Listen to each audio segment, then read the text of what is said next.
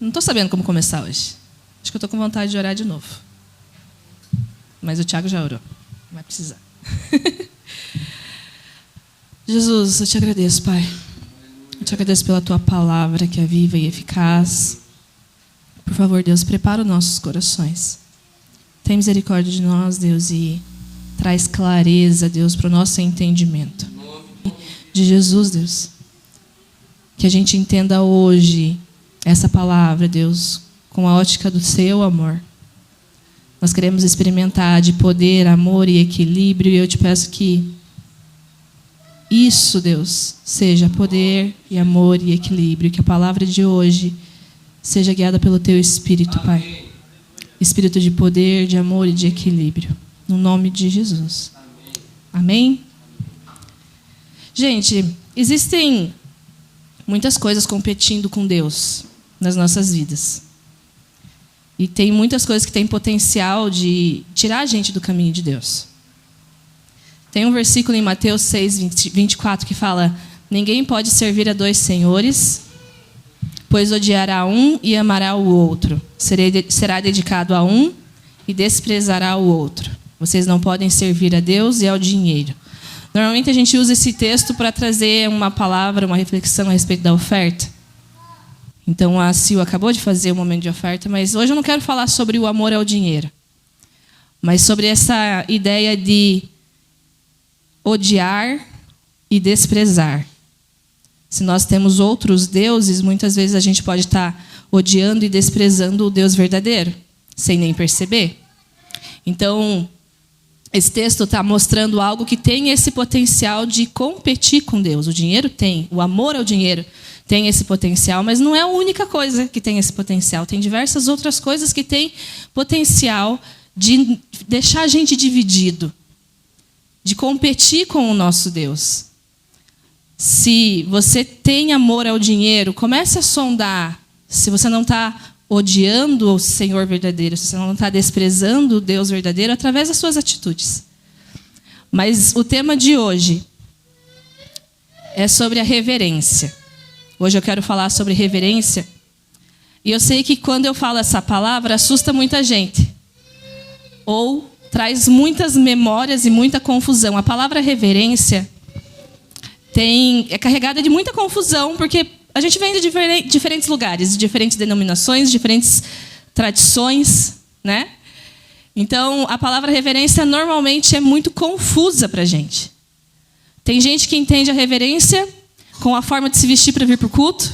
Então, às vezes, a gente até escandaliza, né? Usar uma camiseta, usar um tênis para vir fazer o louvor, para vir pregar, ou não usar o paletó. Tem muita gente que entende que reverência é a forma como você se veste para ir ao culto. Tem muita gente que fala que reverência é a forma como você chama a Deus. Se você chama de Senhor, se você chama de você, se você chama de Pai. E acredita que a reverência esteja nisso. Mas hoje eu queria trazer um entendimento muito mais profundo a respeito dessa ideia. O que é reverência, biblicamente falando? O conceito é algo mais profundo do que a forma de se vestir, com a forma como eu vou falar com Deus. Nós estamos inseridos em uma sociedade, nós estamos num pensamento, estamos sendo contaminados muitas vezes com o pensamento do século. E aí tem uma coisa que compete com Deus. No século atual, o pensamento do mundo, aquele pensamento que está tentando nos moldar, é a ideia de que o homem é supervalorizado. E o que está competindo com Deus hoje em dia é o afeto humano. Né? Então, a gente acha que porque é amor, não tem como ser errado. É amor. E aí a gente defende essa ideia. O amor, todo amor é permitido. Todo amor é correto. Todo amor é de Deus. E esse é o pensamento do século que muitas vezes está se infiltrando no nosso meio, na nossa realidade, e a gente carrega essa cosmovisão. Se é amor, não pode ser errado. Mas quem pensa assim não considera que o amor tem tudo a ver com pecado. O pecado é quando a gente ama algo mais do que a gente ama a Deus, mais do que a gente ama a palavra de Deus. É quando a gente escolhe entre o que eu amo e coloca em prioridade em vez do que Deus ama. Está entendendo? Estão comigo? E a gente está supervalorizando esses nossos afetos. Nós estamos supervalorizando o homem. O homem é o centro. E isso está fazendo com que a gente perca a nossa reverência, no sentido correto que eu quero dizer para vocês. Como assim? Os mandamentos se inverteram. Deus falou para a gente amar a Deus em primeiro lugar e amar ao próximo como a si mesmo. E a gente inverteu tudo, e a gente ama primeiro nós mesmos, em primeiro lugar. É o amor próprio. O amor próprio é supervalorizado. Primeiro vem o meu amor, o que eu desejo, o que eu quero, a minha vontade. Em segundo lugar, e talvez em terceiro, em quarto, em quinto, vem o amor a Deus. E aquilo que o homem ama tem mais valor do que Deus ama. Quando o meu amor é incompatível com aquilo que a palavra de Deus diz, normalmente a gente escolhe o quê? O que eu amo, e não a palavra de Deus. E é por isso que nós chegamos num lugar em que a gente pensa assim, a gente não consegue desfrutar da presença de Deus porque a gente pensa assim. Nós achamos que é Ele quem precisa de nós. E a gente pensa assim, se Deus me quiser, Ele precisa me valorizar. Se Ele me valorizar, Ele vai me ter. Se Ele fazer o que eu planejei, se Ele fazer a minha vontade, aí eu vou para a igreja, aí eu vou seguir Ele. Enquanto Ele não fizer isso, quem já pensou assim alguma vez na vida? Deus precisa provar que me ama. Deus precisa provar que me valoriza. Ele precisa me valorizar. Porque se Ele me quer, é assim que vai ser. E Ele só vai me ter se Ele me valorizar. E esse é o pensamento do século. E isso está confundindo a gente, está nos deixando confusos. Aí eu trouxe o conceito da palavra reverência, para a gente entender do que nós vamos falar hoje. A palavra reverência significa um profundo respeito, admiração ou consideração por alguém ou algo. Ela pode se manifestar através de gestos formais, como inclinar-se diante de uma autoridade, ou de forma simbólica, como demonstrar grande estima ou veneração por uma pessoa, divindade ou princípio moral. A reverência está associada a um sentimento de humildade perante algo ou alguém considerado superior ou digno de honra.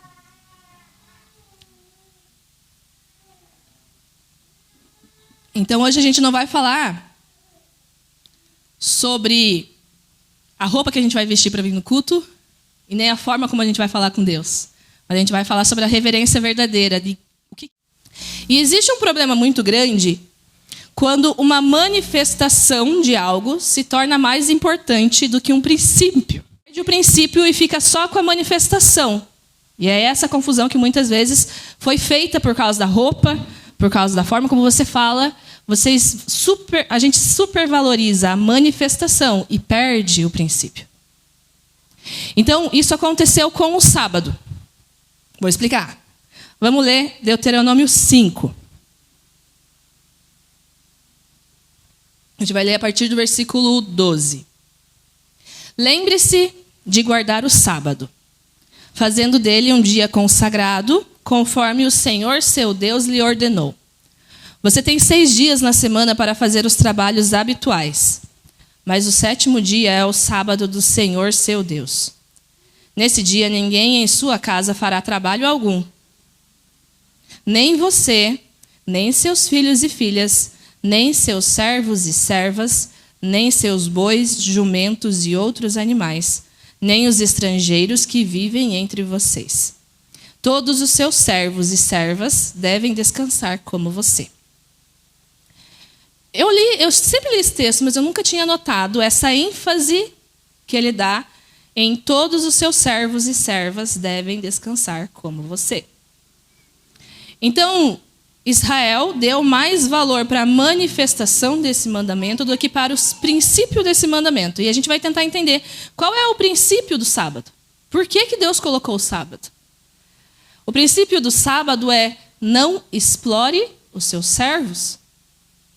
Não ignore o seu corpo e a sua necessidade de descanso. Você precisa descansar. Não valorize mais o lucro do que a vida. Era disso que Jesus estava falando. Tem um outro texto que Jesus fala assim. Em Mateus 6, 22, ele fala: Se os seus olhos forem bons, todo o seu corpo será iluminado, mas se os seus olhos forem maus, que grande escuridão que vai ser dentro de você. Eu estava lendo a Bíblia Nova do Tiago, que vocês deram para ele. E nesse versículo fala que, no entendimento de Israel, no entendimento judaico, olhos bons significa olhos generosos. E olhos maus é uma atitude mesquinha e usurária. Aí fui pesquisar o que é usurária. Como assim usurária? É a pessoa que empresta dinheiro e cobra juros extremamente altos. Então, olhos bons é os olhos generosos, os olhos que têm empatia com o próximo. E os olhos ruins, os olhos maus, que trazem escuridão para a nossa alma, são aqueles que só querem o lucro, são mesquinhos. Então, o sábado foi instituído para mostrar o caráter de Deus. Deus não tem a intenção de nos sobrecarregar.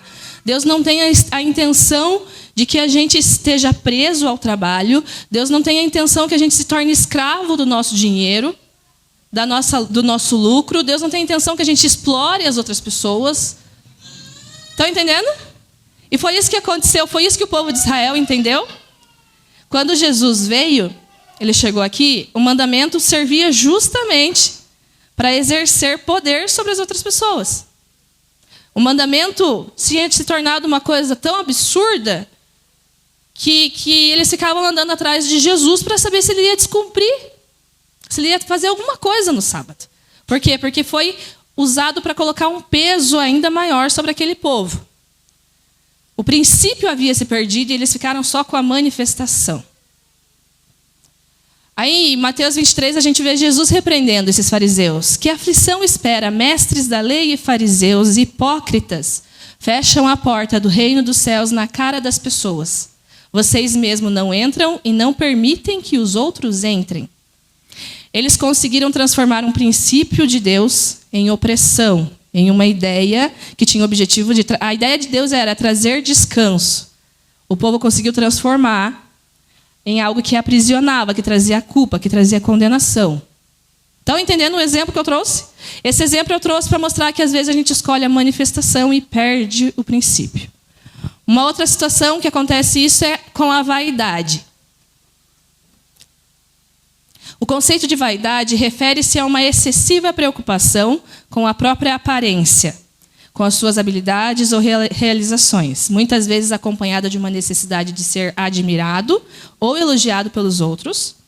A vaidade está associada ao orgulho exagerado e à superficialidade, centrando-se em aspectos externos ou transitórios da vida, como beleza física, status sociais ou bens materiais. Então, quando a gente fala assim, eu não posso ser vaidoso, a gente cuida com uma das manifestações da vaidade. A gente pensa assim, eu não posso ser vaidoso, porque a vaidade é pecado. Então, eu não posso me arrumar. E a gente fica com a manifestação e a gente perde o princípio. Qual é o princípio da vaidade? A vaidade pode estar por trás das nossos maiores sonhos. A vaidade pode estar por trás de tudo que a gente faz. O nosso trabalho pode estar sendo tomado pela vaidade. O nosso ministério pode estar sendo tomado pela vaidade, porque a vaidade tem a ver com a motivação do nosso coração. É eu fazer algo esperando o elogio. É eu fazer algo esperando que as pessoas percebam na aparência, sustentando aquela aparência. Vocês estão ouvindo bem? Eu estou mexendo no microfone do jeito errado.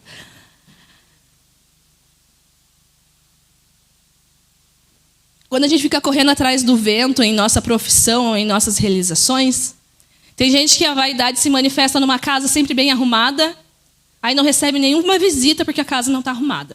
Porque as pessoas vão chegar e vão pensar que eu sou uma dona de casa ruim. Teve muita gente que já foi lá em casa e a casa estava suja. Por quê? Porque eu penso que é melhor eu ser hospitaleira, não suja, né? Mas assim, eu prefiro receber alguém do que ficar com medo que a pessoa vai pensar que eu não arrumei a casa naquele dia. Tem muita gente que a vaidade está em seus filhos precisarem ser muito bem comportados. Porque se meu filho não for comportado, a pessoa vai pensar que eu sou uma mãe ruim. Estão entendendo o que eu estou falando?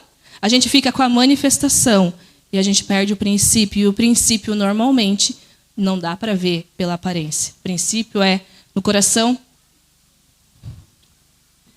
Em Mateus 6, Jesus fala muito sobre isso. Quem conhece Mateus 6, fala que ele fala assim: quando você for orar, Não fique falando na frente de todo mundo para que as pessoas reconheçam isso, porque senão a tua recompensa vai estar nisso. Quando você for orar, você vai lá no teu quarto, fecha a tua porta e no secreto, e Deus vai te ouvir no secreto. Quando você for jejuar, não fique com uma cara cansada. Mostre que você está bem. Aí tem gente que vai para a manifestação e fala, eu nunca posso falar para ninguém quando eu estou jejuando. Aí eu minto. Né? Se alguém me oferecer comida, eu minto. Eu não posso porque eu estou com dor de barriga. Por quê? A gente vai para um outro erro. Porque a gente vai para a manifestação. O problema não está em falar.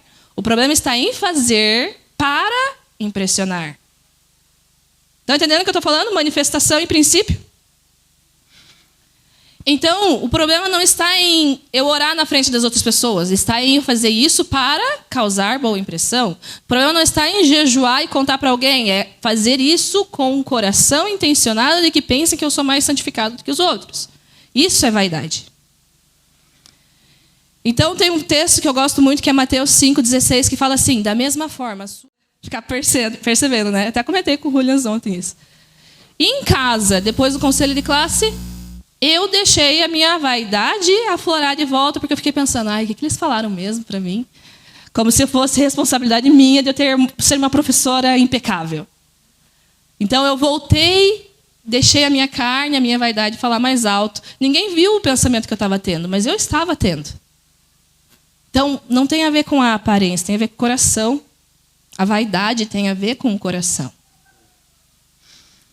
E daí a gente precisa entender que o elogio que a gente tanto espera, o elogio do qual a gente sempre se alimenta, é vapor.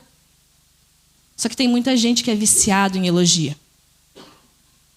E aí cansa, por quê? Porque não recebeu o elogio que merecia. Porque não recebeu o reconhecimento que merecia. O vapor se dissipa rapidamente. Você se alimenta do elogio hoje, amanhã você vai precisar de outro elogio, e depois de amanhã você vai precisar de outro, e depois de outro, e você vai viver preso.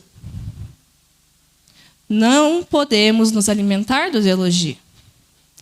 Então eu trouxe esses dois exemplos para que a gente possa entrar no princípio da reverência. A gente não pode valorizar a manifestação da reverência, a gente precisa valorizar o princípio. E para isso eu queria que vocês abrissem Joel 2. Na quinta-feira o Du falou de Joel 2, desse versículo em específico, e daí as pessoas ficaram falando, Gil sabe. É porque eu tinha colocado no meu esboço. Já. Falei, é Joel 2 mesmo, é esse mesmo, que era o versículo que eu já ia usar.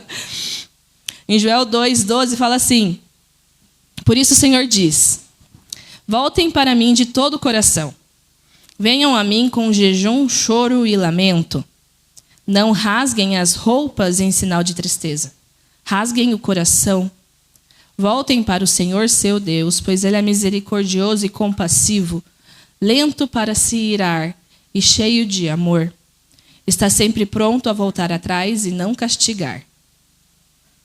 A gente rasga muito as nossas roupas, mas rasga pouco os nossos corações. E a reverência tem a ver com você rasgar o seu coração.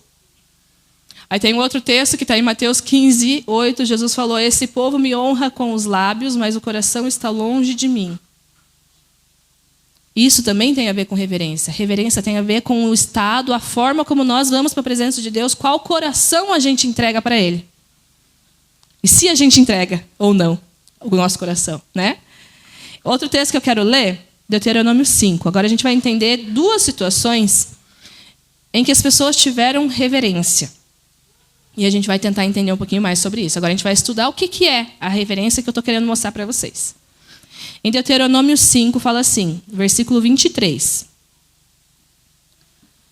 Quando vocês ouviram a voz que vinha do meio da escuridão, enquanto o monte ardia em chamas, todos os líderes e autoridades de suas tribos se aproximaram de mim, quem está falando isso é Moisés, e disseram, o Senhor nosso Deus nos mostrou sua glória e grandeza, e ouvimos sua voz no meio do fogo. Hoje vimos que Deus fala com os seres humanos, e, no entanto, ainda estamos vivos. Mas por que colocaríamos a vida em risco outra vez? Se o Senhor nosso Deus falar conosco novamente, sem dúvida morreremos e seremos devorados por seu fogo temível.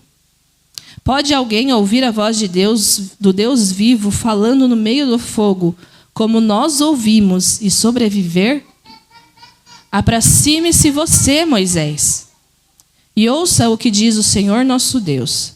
Depois volte e diga-nos tudo o que o Senhor nosso Deus lhe disser.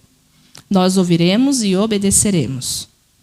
O Senhor atendeu ao pedido que vocês me fizeram e disse: ouvi o que os israelitas lhe disseram, e eles estão certos. Como seria bom se o coração deles fosse sempre assim, se estivessem dispostos a me temer e a obedecer a todos os meus mandamentos. Tudo iria bem com eles e seus descendentes para sempre. Me chamou a atenção algo que Deus falou. Deus falou: eles estão certos. Essa frase saiu da boca de Deus. E eu nunca achei que eles estivessem certos. Eu pensava que eles estavam errados. Eles não queriam desfrutar da presença de Deus. Eles estavam com medo de Deus. E isso me chamou a atenção. Eles estão certos. E a gente canta, né? Como que é aquela música? Que me faz dizer, então me tira o medo. Que me faz dizer, Moisés, suba em meu lugar. Conhecem essa música? A gente canta, e eu sou verdadeira quando eu canto essa música. Eu realmente não quero ter medo de Deus. Mas Deus falou que eles estavam certos. E Deus falou: tomara, que bom seria se eles tivessem esse entendimento para sempre. Só que isso é o Antigo, Velho Testamento, né? Eu quero ler outro que está no Novo Testamento, em Mateus 8. Fala assim, Mateus 8:5. Quando Jesus chegou a Cafarnaum, um oficial romano se aproximou dele e suplicou: Senhor, meu jovem servo está de cama, paralisado e com dores terríveis. Jesus disse: vou até lá para curá-lo. O oficial, porém, respondeu: Senhor, eu não mereço que entre na minha casa. Basta uma ordem sua e meu servo será curado. Eu sei disso porque eu estou sob a autoridade dos meus superiores e eu tenho autoridade sobre os meus soldados. Eu só preciso dizer vão e eles vão, ou venham e eles vêm. E se digo a meus escravos façam isso e eles o fazem. Quando Jesus ouviu isso, ficou admirado e disse aos que o seguiam: eu lhes digo a verdade, jamais vi fé como esta em Israel. E também lhes digo, muitos virão de toda parte, do leste e do oeste, e se sentarão com Abraão, Isaque e Jacó no banquete do reino dos céus. Mas muitos para os quais o reino foi preparado serão lançados fora na escuridão, onde haverá choro e ranger de dentes. Então Jesus disse ao oficial romano: volte para casa. Tal como você creu, assim acontecerá. E o jovem servo foi curado na mesma hora. Eu leio isso na Bíblia, quando eu lia isso na Bíblia, eu falava: Jesus, na verdade a minha oração foi essa. Vocês sabem que eu leio e eu oro, né? A minha oração foi: Jesus, eu não quero ser como esses homens, que por saber quem você é, quem o Senhor é, escolheram não desfrutar da tua presença. Eu quero ser mais corajosa do que eles. Eu quero ir, mesmo sabendo que eu não mereço. Aí a gente canta, então me tira o medo, que me faz dizer, Moisés, suba em meu lugar, e a gente mesmo sobe. Mas eu reconheço também que, às vezes, por pensar dessa forma, que nós queremos ser diferentes desses homens, muitos de nós não estão conseguindo desfrutar da presença de Deus, por achar que a presença de Deus não significa nada. Estão entendendo onde que eu quero chegar? Por causa de Jesus, eu tenho livre acesso a Deus. E por ter livre acesso a Deus, a gente parou de valorizar a presença de Deus. A gente parou de entender quem Deus é. E a gente coloca a gente no mesmo patamar. Deus e eu ali, ó, best friend. Meu brother. Deus precisa me aceitar do jeito que eu sou, com o meu coração endurecido, porque sou eu. Eu não preciso mudar meu coração. Meu coração pode continuar exatamente igual. Eu não preciso mudar nada na minha vida. Deus que me aceite do jeito que eu sou. E Ele aceita. Ele pagou um preço para poder nos aceitar. Para nos, né?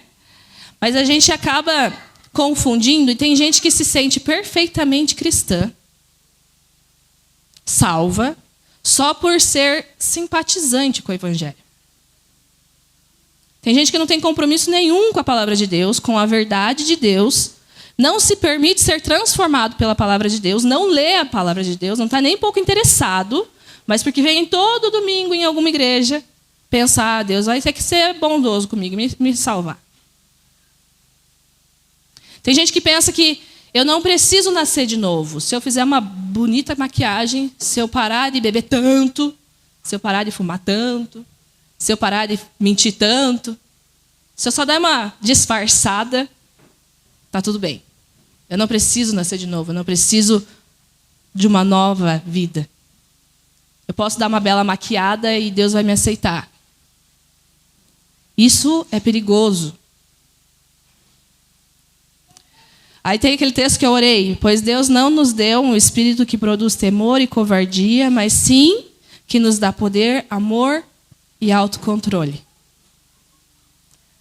Por isso que a gente pode se aproximar da presença de Deus, porque Ele não nos deu espírito de covardia. Ele nos deu amor, poder e equilíbrio. Ele possibilitou que a gente chegasse na presença dEle. Por quê? Porque Ele colocou em nós o espírito dEle. E o espírito dEle não é de medo, é um espírito de coragem.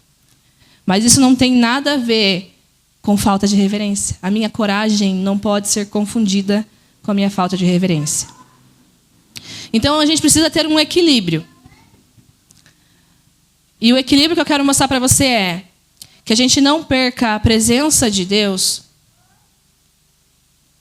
em momento algum. Que a gente não perca quando a noção do respeito, que a noção do respeito que eu tenho por Deus não me impeça de desfrutar da intimidade. E que a noção de intimidade não me impeça de ter respeito. Estão entendendo? Isso é reverência. É eu conseguir querer a intimidade, mas saber que eu não mereço a intimidade. Não fui eu que paguei por ela. Nós precisamos encontrar esse equilíbrio. E aí eu queria restabelecer a reverência no nosso culto. Está pesada a palavra hoje, gente? Vocês estão conseguindo respirar? Estão quietinhos, assim, parece que não estão nem respirando. Pode respirar, vou dar um tempinho para vocês respirarem. A gente tem conversado bastante no presbitério. E a gente tem entendido que, às vezes, a gente pode estar transmitindo uma mensagem de forma confusa. Então, eu vou estabelecer eu vou restaurar a reverência de algumas coisas que a gente faz no nosso culto. E a primeira dela é a ceia. Semana que vem vai ter ceia. Como igreja, nós entendemos que não vai ser nós que vai apontar. Você pode tomar ceia, você não pode, você pode, você não pode, você pode, você não pode. Alguma vez a gente fez isso? A gente não vai fazer isso. Por que nós não fazemos isso? Porque a gente entende que a autoanálise é individual. Cada um vai analisar dentro do seu coração. Não tem a ver com a aparência, tem a ver com o coração. Mas por mais que você abra o coração para mim, sei lá, quis falar de eu estou com dificuldade e tudo mais, eu não tenho a permissão de dizer você perdeu a sua salvação. Eu não tenho a permissão de subjugar e interpretar o teu relacionamento com Deus. A gente está aqui para apresentar Cristo, não para controlar a vida dos membros. Então, eu não tenho o direito de achar que eu sou o Espírito Santo na vida de alguém para dizer se alguém é salvo, se alguém não é salvo, e se alguém pode tomar ceia, se alguém não pode tomar ceia. Mas também a gente entende que Jesus não chamou a multidão para tomar ceia. Jesus chamou o seu círculo mais íntimo. Ele chamou pessoas que seguiam ele, que eram comprometidos com ele. Ele só chamou quem seguia ele de perto. Quando a gente vai fazer a ceia, eu não vou falar, você está perto de Jesus, você não está. Nós nunca vamos fazer isso. Às vezes, talvez a gente precise, né? Quando alguém é um lobo no meio das ovelhas, aí a gente precisa falar, você não faz parte dessa igreja. Então não é o caso. Estão entendendo? Mas eu queria que a gente tivesse como igreja mais consciência do que significa tomar a Santa Ceia. A gente precisa ter consciência do corpo de Cristo. Certo? Quando a gente, às vezes, assusta as pessoas, quando chega a gente de algumas denominações, as pessoas se assustam porque a gente compartilha a ceia com as crianças. E por causa disso, a gente pode ter passado uma mensagem de que não significa nada demais. Até as crianças podem tomar ceia. Mas a gente faz, a gente sempre explicou que a gente deixa as crianças tomar ceia porque a gente está ensinando o princípio. Está entendendo? Não significa que não tem valor nenhum. Não significa que é para qualquer um. A ceia é para os seguidores de Jesus. Porque é a forma como a gente declara que nós fazemos parte de um corpo. Corpo de Cristo.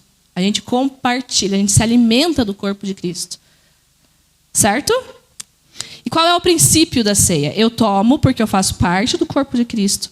E quando eu tomo, eu assumo que tudo que a cabeça manda, eu obedeço. Eu faço parte desse corpo. Se eu sou um membro, não importa qual é a minha opinião. O que importa é a opinião de Deus. É isso. Eu me submeto à vontade de Deus. Eu faço parte de um corpo e eu me submeto à vontade de Deus. Não de líderes, de Deus. Da palavra de Deus. Certo?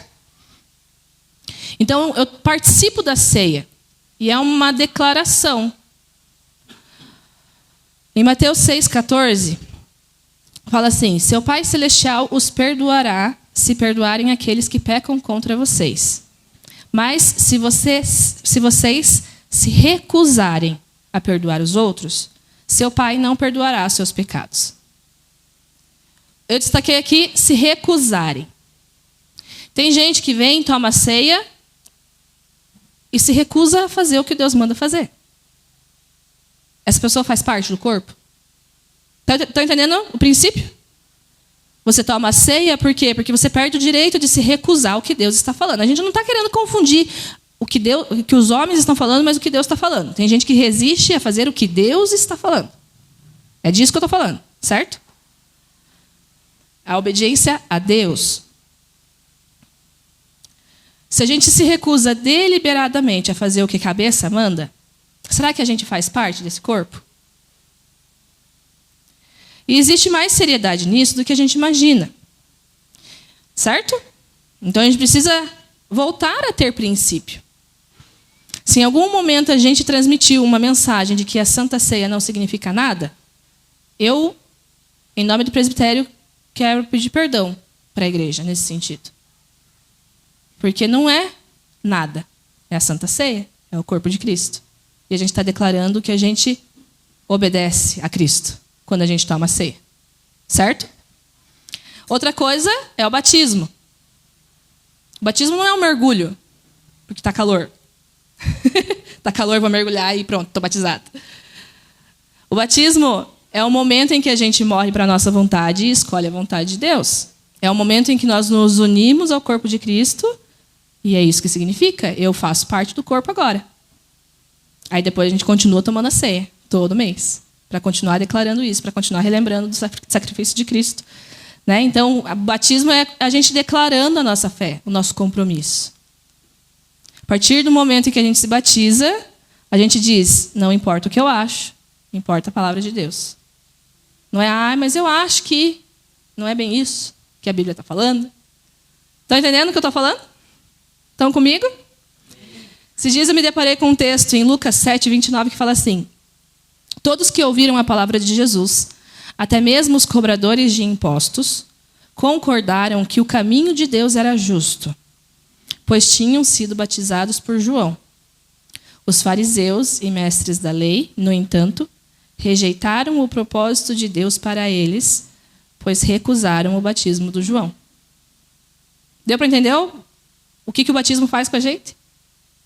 A gente se batiza e a gente se torna mais maleável para entender que o caminho de Deus é justo. A gente consegue ter mais entendimento que vem de Deus. Por quê? Porque a gente se batizou. É isso que significa o batismo. Outra coisa é o congregar. A gente fica sempre batendo na mesma tecla. A gente tem que vir no culto, venham para o culto é importante. E aí talvez a gente passe uma mensagem de que não importa o jeito como você fica dentro do culto. Eu só tenho que estar lá. Importante que eu esteja. Bati meu ponto. Mas não é isso que a gente quer passar quando a gente fala é importante estar no culto. Tem gente que entra e sai do mesmo jeito, não presta atenção na palavra, não abre a boca para cantar na hora do louvor. Fica contando as horas para ver se o culto vai acabar logo, para eu poder voltar para o conforto da minha casa. Gente, agir assim dentro do culto é falta de reverência. É dessa reverência que a gente está falando. Tem gente que vem arrastado para o culto. Aí eu tinha que estar escrito que se você vem arrastado e fica com aquela postura, eu tinha escrito que era melhor que nem viesse. Aí eu apaguei e falei, não, não é isso. É bom que você venha arrastado. Eu quero que você venha arrastado mesmo. Que aí eu tenho esperança que Deus te toque e transforme alguma coisa na tua vida. É a tua chance, certo? Pode continuar vindo arrastado. Continua. Não desista. Continua vindo arrastado.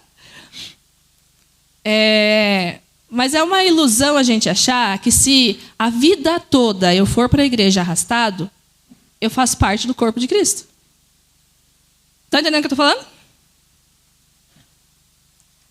Se eu tiver um coração endurecido, que está aqui só porque eu fui obrigado, porque eu estou batendo no meu ponto, e isso não muda nunca, eu estou sempre com a mesma postura, sempre com os ouvidos tampados. Sabe quando uma criança faz birra? Coloca a mão no ouvido e fala, não quero ouvir. Tem gente que vem para o culto desse jeito. Não quero ouvir, não quero saber. Essa pessoa faz parte do corpo do nosso Cristo. E existem, gente, diferentes estilos de pessoas. Eu não estou falando que é errado você sentar, ficar sentadinho no teu culto, você não ser expansivo, você não dançar, não ser escandaloso. Tem gente que vem e fecha o olho e consegue adorar Jesus em silêncio. Não estou falando de ser espalhafatoso. Eu estou falando da forma como a gente apresenta o coração diante de Deus. Tem gente que é mais tímido. Eu sou tímida, mas eu não sei. Antigamente eu era. Agora eu já não sou, porque o Espírito Santo me mudou. Eu fico dançando que nem uma doida aqui na frente, às vezes. É você estar preparado para o que Deus vai fazer.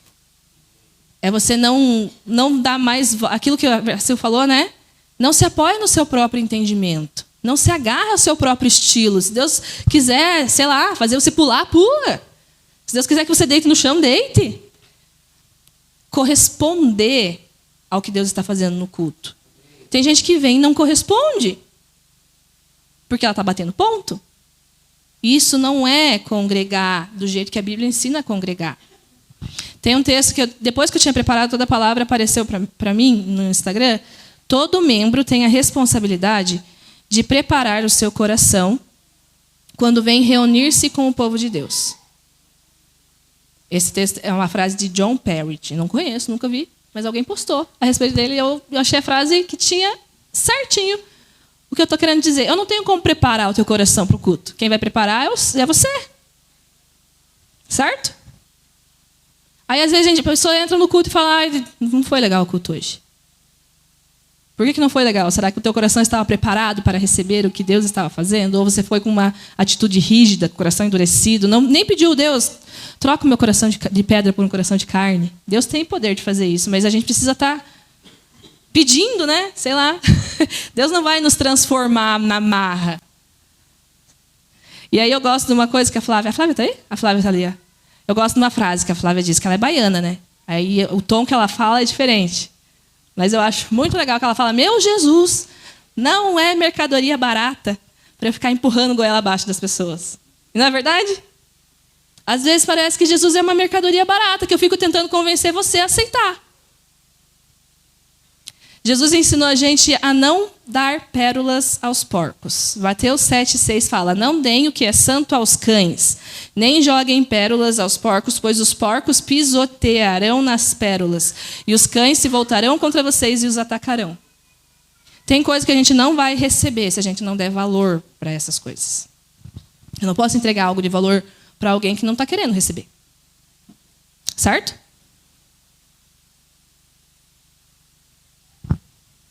E eu quis restaurar todas essas coisas do culto em si, mas o que eu acho mais interessante é que a gente consiga encarar qual é a nossa realidade. Nós estamos vivendo a promessa de Deus. Qual música que foi cantada? A promessa para mim? Incomparáveis são as suas promessas. Incomparáveis são as suas promessas para mim. Para mim, é incomparáveis as promessas de Deus. O povo de Israel, ele lia as promessas de Deus e ele se alegrava. porque esse dia chegaria.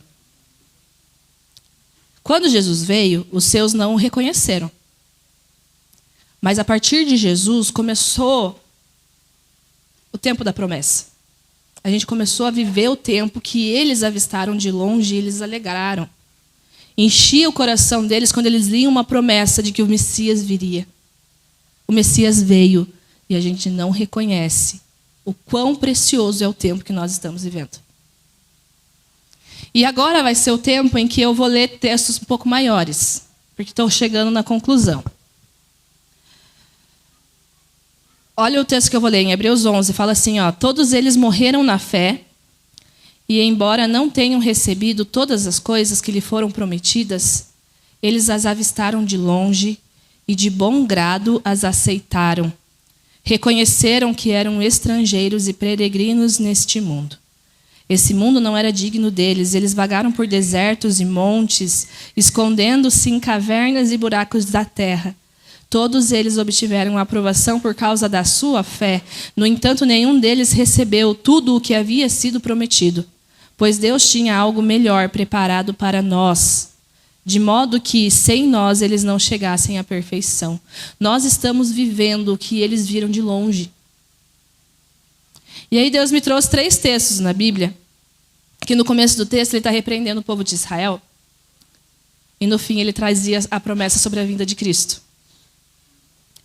E a gente precisa que o Espírito Santo nos revele que nós estamos vivendo nesse tempo, em que os profetas viram de longe, e que eles se alegravam, e que a gente consiga se alegrar por estar posicionado no meio dessa promessa. Se você conseguir se concentrar, se concentre. Mas se não, fecha o olho e ouve o que eu vou falar. Ou abre em Ezequiel 34, que eu vou ler. Então eu recebi essa mensagem do Senhor. Ezequiel 34. Filho do homem, profetize contra os pastores, os líderes de Israel. Transmita-lhes esta mensagem do Senhor soberano. Que aflição os espera, pastores que alimentam a si mesmos. Acaso os pastores não deveriam alimentar seu rebanho? Vocês bebem o leite, vestem-se com a lã e abatem os melhores animais, mas deixam seu rebanho passar fome. Não cuidaram das ovelhas fracas, não curaram as doentes, nem enfaixaram as que estavam feridas. Não foram procurar as que se desgarraram e se perderam. Em vez disso, conduziram-nas com dureza e crueldade. Por não terem pastor, minhas ovelhas se espalharam e se tornaram presa fácil para qualquer animal selvagem. Andam sem rumo pelos montes e pelas colinas, por toda a face da terra, mas ninguém saiu para procurá-las. Por isso, pastores, ouçam a palavra do Senhor. Tão certo como eu vivo, diz o Senhor soberano, vocês abandonaram meu rebanho e o deixaram ser atacado por animais selvagens. E, embora fossem meus pastores, não procuraram minhas ovelhas quando elas se perderam. Cuidaram de si mesmos e o deixaram o rebanho passar fome. Portanto, pastores, ouçam a palavra do Senhor. Assim diz o Senhor soberano. Agora eu considero esses pastores meus inimigos e os responsabilizarei pelo que aconteceu a meu rebanho. Não permitirei que continuem pastoreando o meu rebanho e que continuem alimentando a si mesmos. Livrarei meu rebanho de sua boca, minhas ovelhas não serão mais sua presa. E agora vem a promessa, e eu quero que você desfrute dessa promessa. Pois assim diz o Senhor soberano. Eu mesmo procurarei as minhas ovelhas e as encontrarei. Serei como o pastor que busca o rebanho espalhado. Encontrarei minhas ovelhas e as livrarei de todos os lugares para onde foram espalhadas naquele dia de nuvens e escuridão. Eu as tirarei do meio dos povos e das nações e as trarei de volta para a sua terra. Eu as alimentarei nos montes de Israel, junto aos rios e em todos os lugares habitados. Sim, eu lhes darei bons pastos nas altas colinas de Israel. Elas se deitarão em lugares agradáveis e se alimentarão nos pastos verdes das colinas. Eu mesmo cuidarei delas e lhes darei lugar para descansar, diz o Senhor soberano. Procurarei as perdidas que se desgarraram e as trarei de volta. Enfaixarei as ovelhas feridas e fortalecerei as fracas. Destruirei, porém, as gordas e poderosas. Sim, eu as alimentarei, mas com juízo. Quanto a você, meu rebanho, assim diz o Senhor, soberano. Julgarei entre um animal e outro do rebanho e separarei as ovelhas dos bodes. Não lhes basta ficarem com os melhores pastos? Também precisam pisotear o resto? Não lhes basta beberem água pura? Também precisam enlamear o resto? Porque meu rebanho deve se alimentar dos pastos que vocês pisotearam e beber da água que vocês sujaram? Portanto, assim diz o Senhor soberano, certamente julgarei entre as ovelhas gordas e as magras. Pois vocês, ovelhas gordas, empurraram, chifraram e não deram espaço para o meu rebanho doente e faminto, até que o espalharam para terras distantes. Portanto, salvarei o meu rebanho e ele não será mais maltratado. Julgarei entre um animal e outro do rebanho. Porei sobre as ovelhas um pastor, meu servo Davi. Ele as alimentará e será seu pastor. E eu, o Senhor, serei o seu Deus. E meu servo Davi será príncipe no meio do meu povo. Eu, o Senhor, o farei. Esse é um texto que está fazendo referência a Jesus. Jesus é o servo Davi que se tornou rei. E hoje em dia nós não precisamos ser pastor sobre ninguém. Nós somos só ovelhas cuidando de outras ovelhas. Porque o pastor verdadeiro é Jesus. Certo? Muitas vezes Deus falou para mim que a minha função é ser como João Batista, que é preparar o caminho para o Senhor. Quando o Senhor chega, eu saio. Nós que somos pastores, líderes, nossa intenção é essa, só preparar o caminho. Quando a pessoa encontra Jesus, a gente se torna só uma outra ovelha. Um outro texto que eu vou ler está em Joel 2, eu vou ler 25. Continuou, é o mesmo texto, tem versículo 25 ainda. Farei uma aliança de paz com o meu povo e expulsarei da terra os animais ferozes. Ele poderá acampar em segurança no deserto e dormir sem medo nos bosques. Abençoarei meu povo e as suas casas ao redor do meu santo monte, e no devido tempo enviarei as chuvas de que precisam. Haverá chuvas de bênçãos. Os pomares e os campos do meu povo darão colheitas fartas, e todos viverão em segurança. Quando eu tiver quebrado suas correntes de servidão e os resgatado daqueles que os escravizam, eles saberão que eu sou o Senhor. Não serão mais presa fácil para outras nações, nem serão devorados por animais selvagens, viverão em segurança e ninguém lhes causará medo. Tornarei sua terra conhecida por suas colheitas, e eles nunca mais passarão fome, nem sofrerão os insultos de nações estrangeiras. Desse modo saberão que eu, o Senhor, seu Deus, estou com eles, e saberão que eles, o povo de Israel, são meu povo, diz o soberano Senhor. Vocês são o meu rebanho, ovelhas do meu pasto, vocês são meu povo, e eu sou o seu Deus. Eu, o Senhor soberano, falei. Agora Joel 2, eu vou ler o versículo 18. Vocês estão entendendo por que eu estou lendo esses textos grandes? Para a gente desfrutar do que significa viver no tempo de Jesus. Nós estamos desfrutando disso. Aí a gente pode meditar nesse texto e entender quais são as chuvas que Deus nos manda. Quão generoso Ele tem sido conosco, com a sua proteção. Por quê? Porque Jesus veio. Em Joel 2, versículo 18, fala assim: Então o Senhor teve compaixão do seu povo e com zelo guardou sua terra. O Senhor respondeu: Vejam, eu lhes envio cereal, vinho novo e azeite, suficiente para saciá-los. Vocês não serão mais objeto de zombaria entre as nações vizinhas. Expulsarei esses exércitos que vêm do norte e os enviarei para uma terra seca e desolada. Os que estão na vanguarda serão empurrados para o Mar Morto e os da retaguarda para o Mediterrâneo. O mau cheiro dos corpos em decomposição se espalhará sobre a terra. Certamente o Senhor tem feito grandes coisas. Não tema, ó terra. Alegre-se e exulte, pois o Senhor tem feito grandes coisas. Não tenha medo, animais do campo, pois os pastos do deserto ficarão verdes. As árvores voltarão a dar frutos, as figueiras e as videiras ficarão carregadas. Alegrem-se, vocês que habitam em Sião. Exultem no Senhor seu Deus, pois ele envia a chuva na medida certa. As chuvas de outono voltarão a cair e também as chuvas da primavera.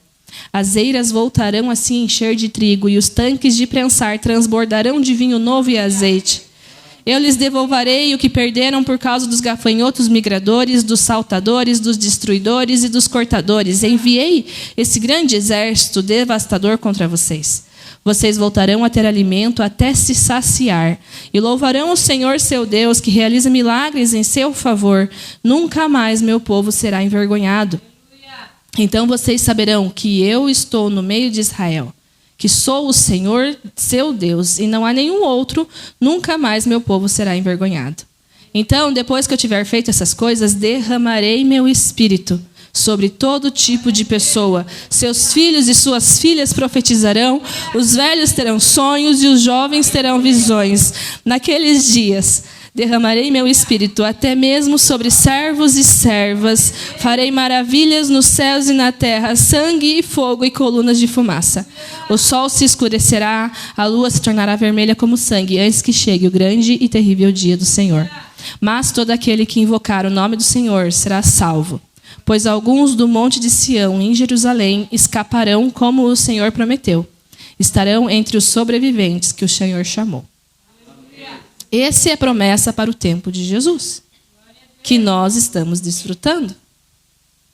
Ele prometeu que a gente não passaria mais fome. Quando a gente bebe da água viva, a gente não tem mais fome. Certo? E o último texto maior que eu quero ler está em Isaías 30. E eu vou ler a partir do 18. Quem quiser acompanhar, pode acompanhar.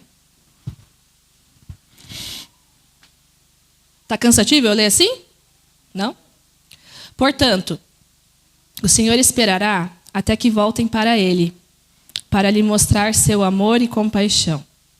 Pois o Senhor é Deus fiel. Felizes os que nele esperam.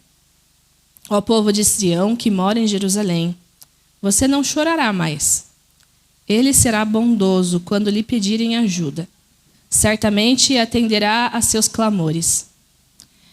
Embora o Senhor lhes tenha dado angústia como alimento e aflição como bebida, Ele permanecerá com vocês para lhes ensinar. Vocês verão seu mestre com os próprios olhos, e seus ouvidos o ouvirão. Gente, isso é ou não é uma promessa de Jesus, que Jesus viria? Uma voz atrás de vocês dirá: este é o caminho pelo qual devem andar. Quer se voltem para a direita, quer para a esquerda. Então vocês destruirão todos os seus ídolos de prata e suas valiosas imagens de ouro. Jogarão tudo fora como se fossem trapos imundos e dirão: já vai tarde. Então o Senhor os abençoará com chuva na época de plantar. Terão colheitas fartas e muita pastagem para os seus animais.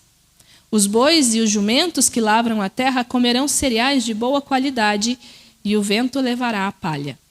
No dia em que seus inimigos forem massacrados e as torres caírem, Jesus morreu na cruz e o inimigo foi massacrado e as torres do inimigo caíram. No momento em que Jesus morreu na cruz, haverá riachos correndo em todos os montes e colinas. A lua será tão brilhante quanto o sol, e o sol será 7 vezes mais claro, como a luz de 7 dias em um só. Assim será quando o Senhor começar a sarar o seu povo e a curar as feridas que lhe causou. Quando eu li esse texto, esse versículo, eu lembrei dos dias que eu passei internada com o Caio. E o que Deus falou é que aquela minha meia-noite era como o meu meio-dia. Porque no meio do sofrimento, a gente tem Jesus.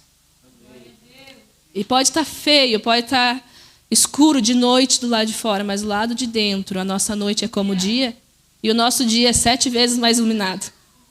Por quê? Porque Jesus está conosco. Vejam, o Senhor vem de longe, ardendo de ira, cercado de densas nuvens de fumaça. Seus lábios estão cheios de fúria, suas palavras consomem como fogo. Seu sopro é como inundação que sobe até o pescoço dos seus inimigos. Com sua peneira separará as nações para a destruição. Colocará nelas um freio e as levará à ruína. Mas vocês entoarão um cântico de alegria. Como os cânticos das festas sagradas, vocês se alegrarão. Como quando o flautista conduz um grupo de peregrinos a Jerusalém, o monte do Senhor, a rocha de Israel. Aqui é a promessa do que vai acontecer quando a ira de Deus vier. Mas a ira não vai ser sobre todos, vai ser sobre aqueles que não conseguem desfrutar dessa promessa. A gente tem tentado ensinar que Deus nos salvou, foi dele mesmo, da ira dele. Quando a gente fala que a gente precisa ser salvo, é da ira de Deus que nós estamos sendo salvos. E foi de forma gratuita, a gente só precisa reconhecer o sacrifício de Jesus, discernir o corpo dele. E aí, nesse dia da ira, quando a ira de Deus for derramada, a gente vai estar com cânticos de alegria. Por quê? Porque nós conseguimos se posicionar debaixo da graça. O Senhor fará ouvir sua voz majestosa e mostrará a força do seu poderoso braço. Em sua ira descerá com chamas devoradoras, chuvas torrenciais, tempestades e pedras de granizo. Por ordem do Senhor, os assírios serão despedaçados. Ele os ferirá mortalmente com seu cetro. Quando o Senhor os ferir com a sua vara de castigo, seu povo celebrará com tamborins e harpas. Ele levantará seu braço poderoso e lutará contra seus inimigos. Tofete, o lugar de fogo, há muito está pronto para o rei assírio. Um monte de lenha aguarda sobre a fogueira. O sopro do Senhor, como o fogo de um vulcão, a acenderá. E aí eu termino de ler os 3 textos grandes que eu entendi que é uma revelação dos nossos tempos. É o que está disponível para nós. Está disponível para nós chuva sempre que a gente precisa plantar. Os nossos campos estão cheios. A gente tem de onde se alimentar, porque Jesus veio. Mas a gente não discerne que a gente está dentro desse tempo. E aí a gente perde a nossa alegria por seguir a Cristo, porque a gente não consegue ver o que foi que Cristo fez. Vocês estão conseguindo enxergar? A promessa que o povo de Israel viu de longe, se alegrou só de imaginar. A gente está aqui e a gente não se alegra. A gente sabe quem é o Salvador, a gente tem um Messias e a gente não se alegra. Salmo 51, 12 fala assim: restaura em mim a alegria da tua salvação e torna-me disposto a te obedecer. Filipenses 4, 4 fala: alegrem-se sempre no Senhor. Repito, alegrem-se. E o texto que a gente leu no acampamento: sim, eu sou a videira. Olha o que Jesus disse. Vocês são os ramos. Quem permanece em mim e eu nele produz muito fruto, pois sem mim vocês não podem fazer coisa alguma. Quem não permanece em mim é jogado fora como um ramo imprestável e seca. Esses ramos são ajuntados no monte para serem queimados. Mas, se vocês permanecerem em mim e minhas palavras permanecerem em vocês, pedirão o que quiserem e isso lhes será concedido. Quando vocês produzem muitos frutos, trazem grande glória a meu Pai e demonstram que são... Desculpa, me perdi. Meus discípulos de verdade. Eu os amei como o Pai me amou. Permaneçam no amor. Quando vocês obedecem aos meus mandamentos, permanecem no meu amor. Assim como eu obedeço aos mandamentos do meu Pai e permaneço no amor dele. Eu lhe disse essas coisas... Olha o que Jesus falou: para que fiquem repletos da minha alegria. Sim, a sua alegria transbordará. Este é o meu mandamento: amem uns aos outros como eu amo vocês. Não existe amor maior do que dar a vida por seus amigos. Vocês serão meus amigos se fizerem o que eu ordeno. Já não os chamo de escravos, pois o Senhor não faz confidências a seus escravos. Agora vocês são meus amigos, pois eu lhes disse tudo o que meu Pai me disse. Vocês não me escolheram, eu os escolhi. Eu os chamei para irem e produzirem frutos duradouros, para que o Pai lhes dê tudo o que pedirem em meu nome. Este é meu mandamento: Amem uns aos outros. Jesus deseja que a gente entenda o que é o amor dele por nós. E não trate o amor dele como algo corriqueiro, algo comum, algo com o qual eu estou acostumado.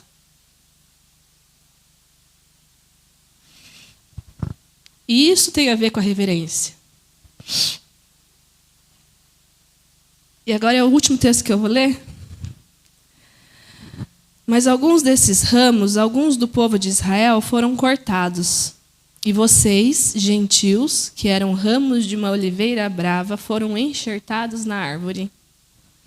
Agora, portanto, participam do alimento nutritivo que vem da raiz da oliveira especial de Deus. No entanto, não devem se orgulhar de terem sido enxertados no lugar dos ramos que foram cortados, pois é a raiz que sustenta o ramo e não o contrário. Talvez digam: esses ramos foram cortados para abrir espaço para nós. É verdade. Mas lembrem-se de que esses ramos foram cortados porque não creram, e que vocês estão ali porque creem. Portanto, não se orgulhem, mas temam o que poderia acontecer. Pois se Deus não poupou os ramos naturais, também não poupará vocês. Está em Romanos 11. Então, viver com reverência, gente, não é sempre estar esperando a ira de Deus, mas é estar sensível para se encantar com o tamanho da graça que envolve o seu amor. A gente não precisa mais ter medo da ira, por quê? Porque o preço foi pago. A gente não pode tratar isso como algo que, normal. Nós fomos salvos da ira de Deus. E a gente precisa se alegrar com isso. Amém? Vamos fechar os olhos? Hoje eu queria dar oportunidade para alguém que nunca tinha entendido isso e que hoje quer reconhecer Jesus como seu Senhor, como seu Salvador. E se livrar dessa culpa, desse peso, desse medo da ira de Deus. Deus nos deu espírito de poder, de amor e de equilíbrio. E com essa palavra hoje eu não quero trazer mais peso, mas eu quero mostrar o tamanho do amor. E se hoje você ainda não sente que está desfrutando desse Espírito, se você não sabe, não tem certeza que o Espírito Santo mora dentro de você, eu queria que você se posicionasse de pé para fazer essa oração. Jesus, eu quero que você me livre da ira, eu quero experimentar de tudo que essa promessa fez, de que Jesus vai me salvar. Se você ainda não pediu para que o Espírito Santo habite dentro de você, porque você não teve coragem, porque você acha que, assim como aquele homem que não queria que Jesus fosse para a casa dele, porque ele não merecia, eu queria que hoje você tivesse coragem de se posicionar de pé e falar: Deus, eu sei que eu não mereço, mas eu quero que você habite dentro do meu coração. Você pode ficar de pé no teu próprio lugar, mas para reconhecer: Jesus, eu quero ser salvo. Se você não tem certeza da tua salvação, eu quero que você se posicione no teu lugar e fique de pé para a gente poder orar por você. Mas se você quer se arrepender por não enxergar quem Cristo foi, o que Cristo fez, se você quer vir aqui na frente e se render aos pés dele e pedir para que a alegria da salvação te invada novamente, eu peço que você venha aqui na frente, se derrame na presença dele e fale: Deus, eu quero a alegria da salvação. Eu quero a alegria da salvação. Eu quero restaurar o que foi perdido. Vem aqui na frente e a gente vai se derramar juntos e pedir que a alegria da salvação reacenda dentro de nós o entendimento de quem Deus é. Eu não quero me acostumar Eu não quero me acostumar.